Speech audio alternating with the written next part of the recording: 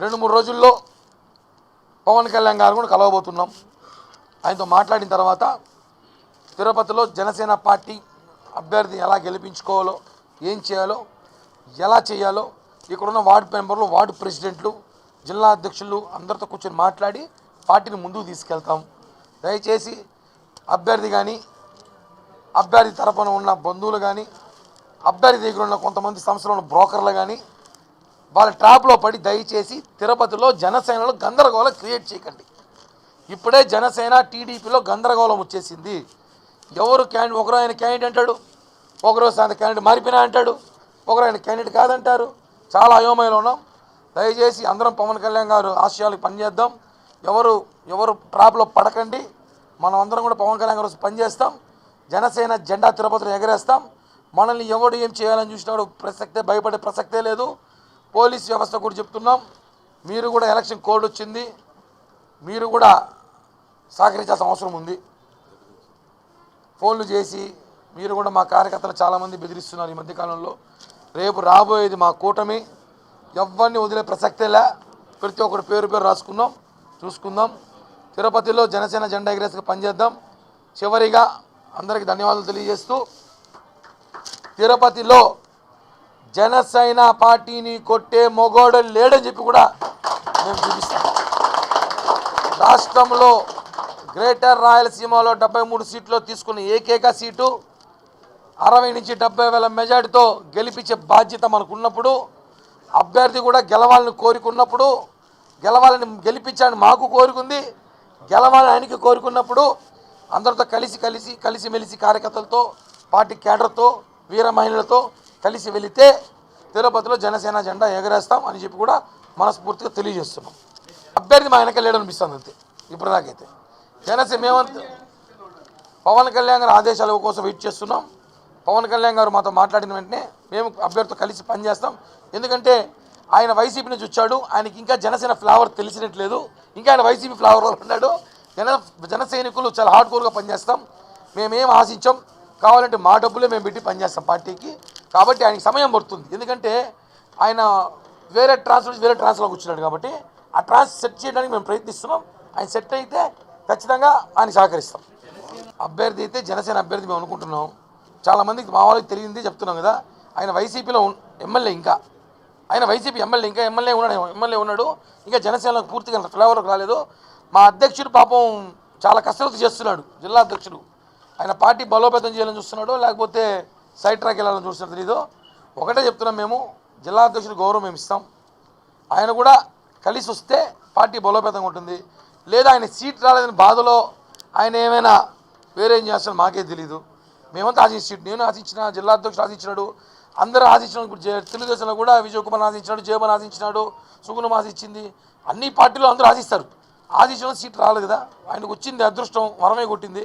దాన్ని మా అధ్యక్షులు డైజెస్ట్ చేసుకుంటారో తెలియదు. కానీ మేమైతే అందరూ కలిసి పనిచేయాలనుకుంటున్నాం. ఆర్ఎన్ శ్రీనివాసరావు గారు ఆయన ఇంకా వైసీపీ ఫ్లేవర్లో ఉన్నాడేమో, ఆ వైసీపీ నాయకులు పక్కన జనసేన వాళ్ళు పెట్టుకుంటే బాగుంటుందని చెప్పి నా సలహా. జనసేన నాయకులతో ఇప్పుడు ఈరోజు 2 రోజులుగా అందరూ చేరుతున్నారు. వైసీపీలో ఉన్న వాళ్ళే 2 రోజులు ఆయన పక్కనే ఉన్నారు. నిన్నదాకా కూడా ఇప్పుడు జనసేన వాళ్ళు చేరుతున్నారు. అఫీషియల్గా నేను అనౌన్స్ అయింది కదా. ఇంకా మేమంతా ఉన్నాం, జనసేన ఇక్కడే ఉంది. ఇంకంతా కలవాలి, మాట్లాడాలి, ఆయన మా దారిలోకి రావాలి. ఆయన జనసేన జెండా ఇంకా బాగా దిగాలి, ఒంట్లోకి ఇంకా దిగాల. ఆయన ఇంకా 2-3 మీటింగ్లో కూడా చక్కగా జగన్ అయ్యాడు. నేను మొన్న ఎక్కడో మారుతా సార్ జగన్ సార్ అన్నాడు. కాదు, పవన్ కళ్యాణ్ గారని చెప్పి నేర్పిస్తాం ఆయనకి. ఈ పార్టీకి సంబంధం లేదండి, వాళ్ళు వ్యక్తిగతంగా పెట్టుకున్నారు అభ్యర్థి. అది జనసేన పార్టీ పెట్టుకున్న మీటింగ్ అయితే కాదు. అక్కడ జనసేన పార్టీ నాయకులు ఎవరు లేరు. నాకు తెలిసి అభ్యర్థికి సంబంధించిన బంధువులు చిత్తూరు నుంచి, పుత్తూరు నుంచో, పొంగునూరు నుంచి పిలుచుకొని వచ్చినారు వాళ్ళ బంధువులు. వాళ్ళతో మీటింగ్ పెట్టుకొని ఏదో టీ కాఫీ పెట్టుకున్నారు. కానీ అక్కడ జనసేన పార్టీ సంబంధించిన ఇన్ఛార్జ్ కానీ, జనసేన పార్టీ సంబంధించిన అధ్యక్షులు కానీ, స్టేట్ కమిటీ కానీ, డిస్ట్రిక్ట్ కమిటీ కానీ ఎక్కడో నేను లేరు అక్కడ. మేమంతా కూడా కలిసి పనిచేయడానికి సిద్ధంగా ఉన్నాం. చెప్పాం కదా, గెలవాల ఆలోచన మాకు కాదు, అభ్యర్థి కూడా ఉండాలని చెప్పి కోరుకుంటున్నాం. 3 రోజుల్లో కళ్యాణ్ గారిని కలుస్తాం. కలిసి తిరుపతిలో పరిణామాలు చెప్పాలి కదా. తిరుపతిలో పరిణామాలు చెప్పి తిరుపతిలో గెలవాలి, ఎలా గెలవాలి, ఏం చేయాలి, ఎంత కష్టపడాలి, ఎంత చేయాలి. పవన్ కళ్యాణ్ గారు కూడా ఒక 4-5 సార్లు ప్రకటించాలి ఇక్కడ. అవన్నీ కూడా కళ్యాణ్ గారితో మాట్లాడి మేము నిర్ణయం ప్రకటిస్తాం. అభ్యర్థి 10 రోజులు ఈరోజు ఇన్ఛార్జి గెలిచినాడు, అది పరిస్థితి ఉంది. ఇక్కడ కొన్ని సీట్లు పంచాయతీ జరుగుతుంది. అది అయినాక తిరుపతి పంచాయతీ కూడా జరుగుతుంది. తిరుపతి పంచాయతీ 2-3 రోజుల్లో సెటిల్ అయిపోతుంది కూడా కోరుకుంటున్నాం. తిరుపతిలో జనసేన టీడీపీ ఉమ్మడి కూటమి అభ్యర్థిని గెలిపించే విధంగా అందరూ కష్ట పనిచేద్దాం. దయచేసి జాలరా మాటలు బ్రోకర్ మాటలు ఎవరికంటే కొంతమంది దూరం పెట్టమని చెప్పి కోరుకుంటున్నాను. అంటే నాగబాబు గారితో కలిసినప్పుడు ఆయన ఏం చెప్పారంటే ఆయన పని చేసుకోమని చెప్పాము, అభ్యర్థిగా ఇంకా కన్ఫర్మ్ చేయాలని చెప్పారు మాతో. నిన్న అనౌన్స్ చేశారు. ప్రకటించిన ముందు నాగబాబు కలిసాం, ప్రకటించే ముందు కలిసాం నాగబాబు గారిని. మళ్ళీ ఇప్పుడు ప్రకటించిన తర్వాత ఇంతవరకు మేము ఎవరు అధిష్టానం కలవలేదు, అధిష్టానం నుంచి మాకు ఏం ఫోన్ రాలేదు. అధిష్టానం మేము కలుస్తాం. అభ్యర్థి వచ్చి నేను అభ్యర్థిని చెప్తున్నాడు, అభ్యర్థి వచ్చి నేను అభ్యర్థిని చెప్పాడు అన్నాడు. మాకు లెటర్ ప్యాడ్లో చూసినాము, మాకు అధిష్టానం నుంచి రావాలి. ఎందుకంటే పనిచేసాం అందరం ఇక్కడ అందరూ సొక్కాలు తీసుకొని జైలుకి పోయినాలే కదా, అంతా మాట్లాడదాం, అన్నీ సెట్ అవుతాయి, అన్నీ కలిసికట్టుగా పనిచేస్తాము.